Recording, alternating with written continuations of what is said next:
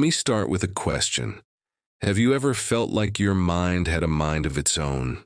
You wake up determined to stay focused, positive, productive, yet by midday, you're scrolling through distractions, arguing with your thoughts, or replaying old worries.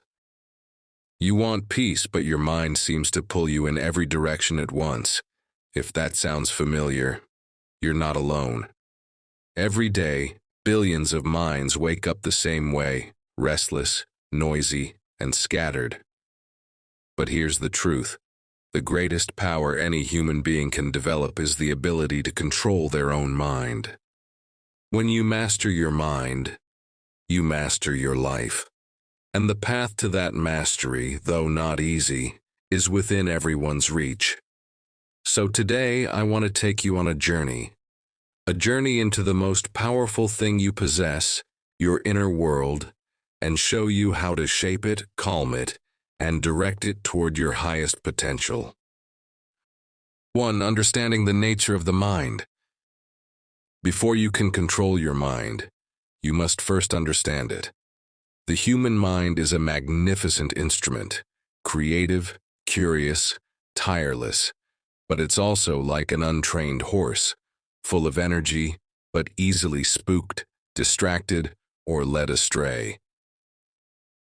Psychologists estimate that we think more than 50,000 thoughts a day. The problem isn't the quantity, it's the quality.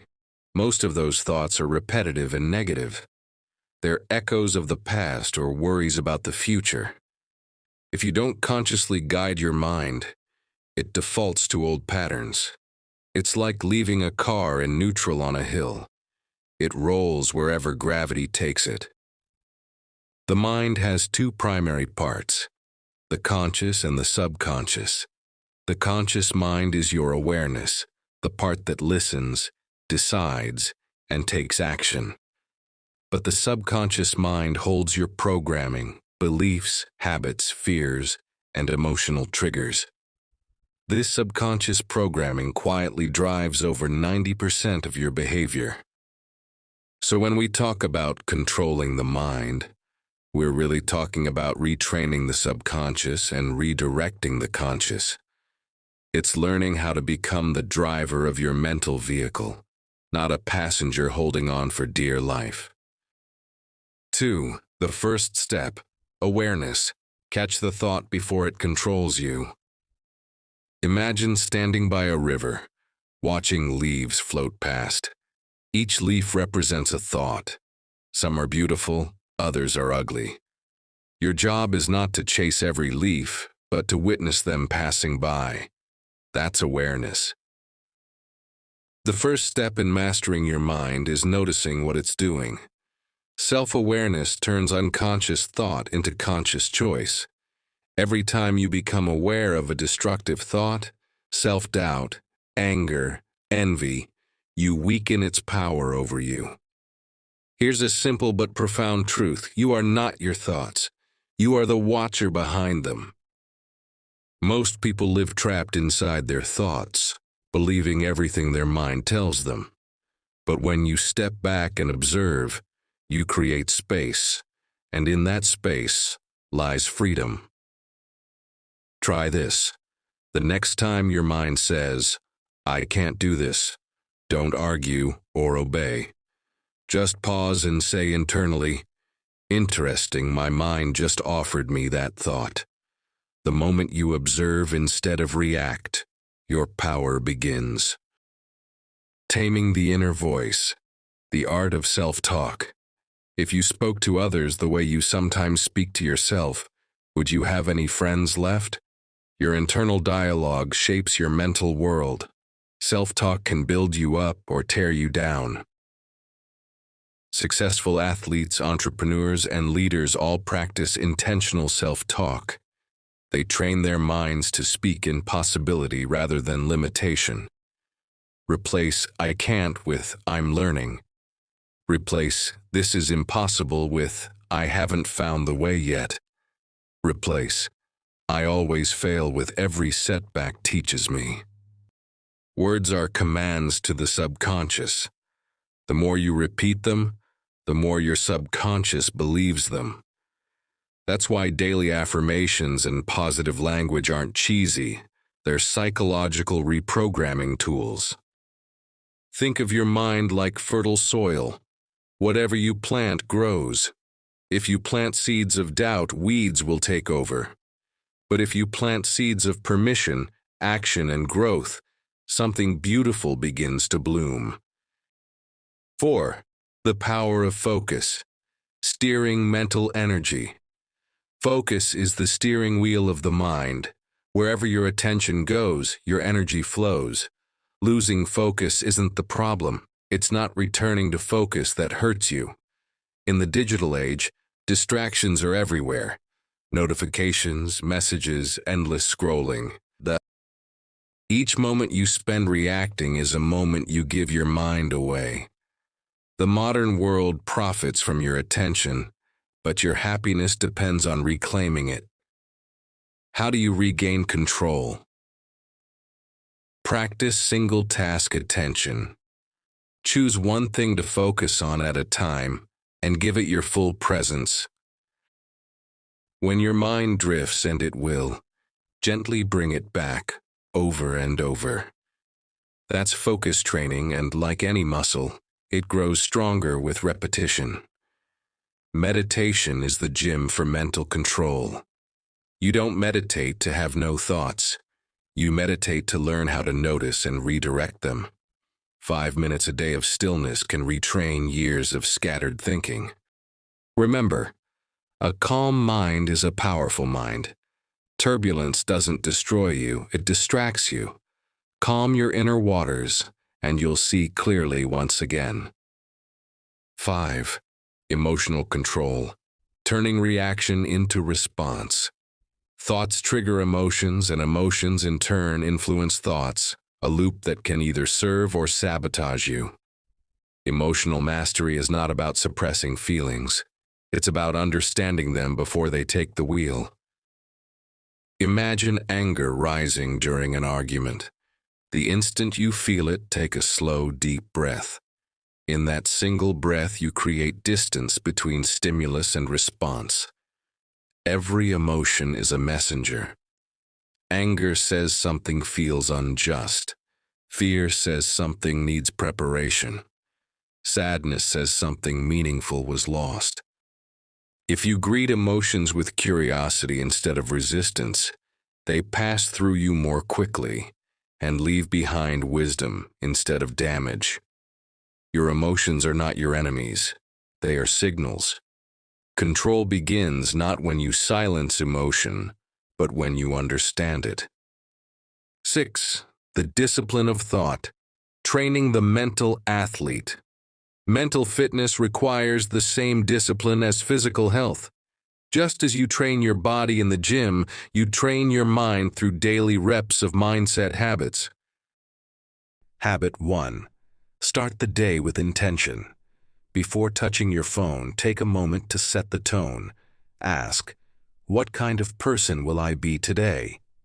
Habit 2. Journal. Writing helps organize the mind, releasing mental clutter and revealing hidden beliefs. Habit 3.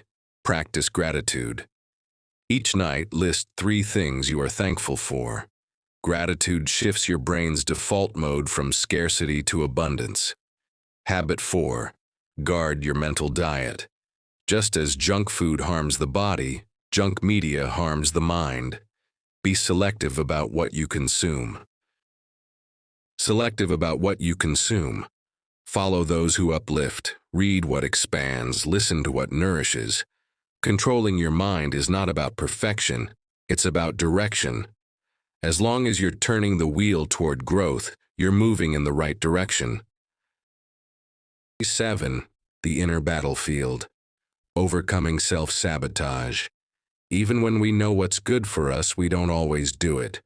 Why? Because of subconscious resistance, the silent force of self-sabotage. The mind loves comfort and familiarity. Growth is uncomfortable by design. Every time you step beyond your old limits, your brain triggers fear. It's not trying to stop you. It's trying to keep you safe based on outdated programming. The secret is to train your mind to associate discomfort with progress rather than pain. When you feel fear before a presentation, excitement before a challenge, or hesitation before a change, smile. That's the sign you're stretching. Tell yourself, this is my brain learning courage. Courage doesn't mean no fear. It means feeling fear and acting anyway. With each step, your comfort zone expands until what once terrified you becomes your new normal. 8. The power of identity. Become who you believe you are. One of the most profound truths about the mind is that identity creates action. You act consistently with who you believe you are. If I give you a cigarette and you say, "I'm trying to quit," that identity still sees you as a smoker. But if you say, "I don't smoke," the behavior changes instantly. Same action, different identity. To control your mind, redefine your self-concept. Don't just try to meditate, become someone who values stillness. Don't try to eat healthy, become someone who honors their body. Don't try to be focused, become someone who guards their attention like gold. The subconscious follows identity. Identity follows habits. Habits follow daily choices. Change one and the others align. 9. Resilience and reframing.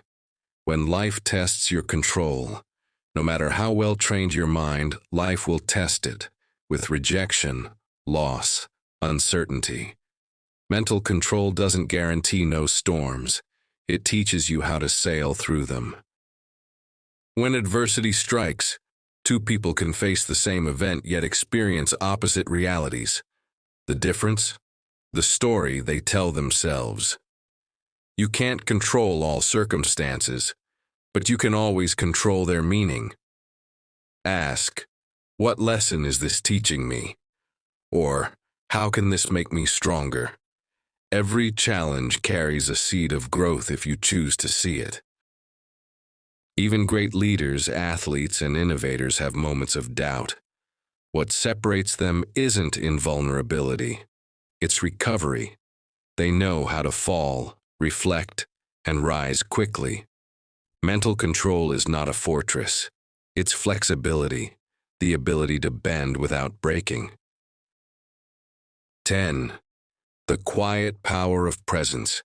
At the core of all mind mastery lies one principle: presence. The ability to fully inhabit this moment, not yesterday's regret or tomorrow's fear, but here and now.